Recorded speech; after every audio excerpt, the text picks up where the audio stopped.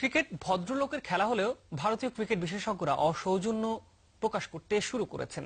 কাগজে কলমে এখনো ভারত বাংলাদেশ সেমিফাইনাল নিশ্চিত না হলেও তারা ধরে নিয়েছেন একটি সহজ ম্যাচ জিতে ফাইনালে পৌঁছে যাবে বিরাট কোহলির দল।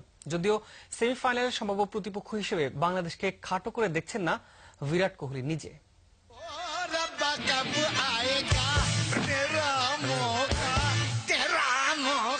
2015 বিশ্বকাপেই প্রোমো বের করে অন্য দেশগুলোকে ছোট করে সমালোচিত হয়েছিল ভারতীয় গণমাধ্যম। ভারতীয়দের সেই ঔদ্ধত্য আবারও দেখা দিয়েছে। চ্যাম্পিয়ন্স ট্রফিতে দক্ষিণ আফ্রিকাকে হারিয়ে সম্ভাব্য প্রতিপক্ষ বাংলাদেশের বিপক্ষে সেমিফাইনাল খেলার আগেই ফাইনালের প্রস্তুতি নিয়ে আগ বাড়িয়ে কথা বলেছেন সৌরভ গাঙ্গুলী।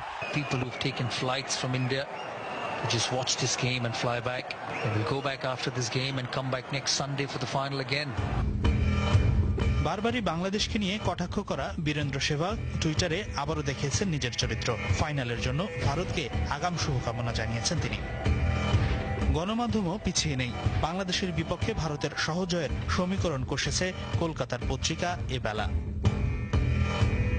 ভারতীয় সমর্থকরা আরো বেশি আক্রমণাত্মক। সামাজিক যোগাযোগ মাধ্যমে বাংলাদেশকে নিয়ে এমন আপত্তিকর মন্তব্য ও ছবি পোস্ট করতে শুরু করেছে তারা।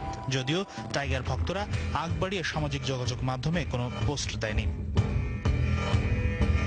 তবে সমর্থকদের মতো নন ভারতীয় অধিনায়ক বিরাট কোহলি, বরং তিনি কৃতিত্ব দিয়েছেন বাংলাদেশকে। প্রতিপক্ষকে অবাক করে দিয়েছে তারা তাদের ব্যাটিং দিয়ে আর বোলিং এ দ্রুত উইকেট তুলে ঘুরে দাঁড়ানোর মন্ত্র দেখিয়ে। Credit to all the teams that have made the semis so far. ভাইয়া মৌকা কি আর গাছে ধরে? ধরে না। এখন বাংলাদেশের সেমিফাইনালের আগে 3 দিনের যে বিরতি, তাতে দলের পাশাপাশি টাইগার ভক্তরাও প্রস্তুত থাকার কথা লড়াইয়ে সামিল হতে।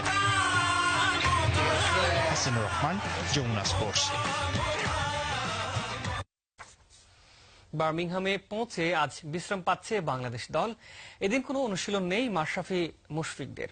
লন্ডনের ওভাল 2টি এবং কার্ডিফে একটি ম্যাচ খেলার পর টুর্নামেন্টের তৃতীয় ভেন্যু বার্মিংহামে এজবাস্টনে এখন বাংলাদেশ দল। এখানেই দ্বিতীয় সেমিফাইনালে 15 জুন বাংলাদেশের সম্ভাব্য প্রতিপক্ষ ভারত। গতকাল বার্মিংহামের উদ্দেশ্যে কার্ডিফ ছাড়ার আগে দলের তরুণ পেস সেন্সেশন তাসকিন আহমেদ জানিয়েছেন, সামর্থ্য অনুযায়ী খেলতে পারলে 18 জুন ওভালের ফাইনাল খেলাও সম্ভব, আর সেই সুযোগ হাতছাড়া করতে চায় না তার দল।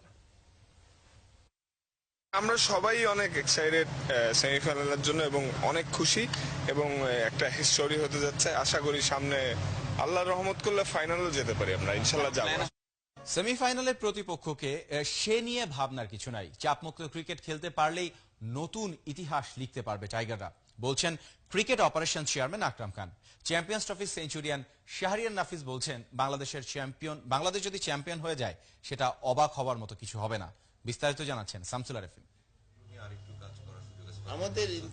চ্যাম্পিয়ন্স ট্রফির জন্য টাইগারদের ম্যানেজার আকরাম খান জরুরি কাজে দেশে এসেছেন। সেমিফাইনালের আগেই দলের সাথে যোগ দেবেন। রবিবার বিসিবিতে আকরাম বলেছেন, সেমিতে ম্যাজিক কিছু করে দেখাতে পারবে টাইগাররা। এখনকার সিনিয়র প্লেয়ার দে আর এক্সট্রাঅর্ডিনারি। ওরা কিন্তু আপনার জুনিয়রদেরকে যেভাবে আপনার গাইড করে, যেভাবে ওদেরকে হেল্প করে, এবং ওরা যে এখন একটা টিম ওয়াইজে এত চমৎকার একটা ফ্যামিলির মতো ওদের নিজেদেরকেই ওরা তৈরি করে নিয়েছে, তো আমার মনে হয় না যে আমাদেরকে কোনো কিছু করতে হবে, কারণ ওরাই আপনার সবকিছু করে এবং ওদের অনেক কিছু আছে আমার কাছে যেটা আমি দেখাতেও পারি, এবং আমি ওদের সাথে থাকি। ওরা কিন্তু জেতার জন্য আমার মনে হয় না যে মানে কোনো পর্যায়ে কোনো অংশে ওরা কোনো কিছু কম রাখে। 2006 সালে ভারতে হয়েছিল চ্যাম্পিয়ন্স ট্রফি। কোয়ালিফায়ারে জিম্বাবুয়ের সাথে সেঞ্চুরি করেছিলেন শাহরিয়ার নাফিস। এবার টাইগারদের সাফল্যে মুগ্ধ এই ওপেনার।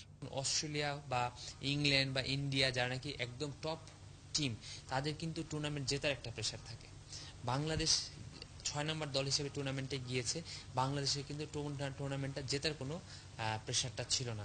তো আমি চাই এবং আমি বিশ্বাস করি বাংলাদেশের ক্রিকেটাররা খেলাটা সেমিফাইনালের স্টেজটা উপভোগ করবে। সবকিছু বাংলাদেশের পক্ষে আছে, পারফরমেন্স, সময়, লাক, ওয়েদার, যেহেতু সবকিছু বাংলাদেশের পক্ষে আছে, বাংলাদেশ উপভোগ করুক, প্রাণ খুলে খেলুক। ফলাফল নিয়ে চিন্তা করার কোনোই প্রয়োজন নেই। আমরা যদি ভালো ক্রিকেট খেলি, আমরা বিশ্বের যে কোনো দলকে হারাতে পারি। শাহরিয়ার নাফিস, আকরাম খানরা জোর দিয়ে বলছেন, ট্রফি জয়ের লক্ষ্য নয়, বরং উপভোগের জন্য ক্রিকেট খেললেই কাপ হাতে উঠতে পারে টাইগারদের। অলিখিত কোয়ার্টার ফাইনালে পাকিস্তান শ্রীলঙ্কা। টুর্নামেন্টে টিকে থাকতে বি গ্রুপের শেষ ম্যাচে দু দলেরই জয় ছাড়া বিকল্প কোনো রাস্তা নেই। আজ কার্ডিফের ম্যাচ শুরু বিকেল 3:30টায়। ডু অর ডাই ম্যাচের আগে পাকিস্তান শ্রীলঙ্কার অতীত পরিসংখ্যান আর বর্তমান অবস্থার আপডেট জানাচ্ছেন নুসরাত জাহান। হেরে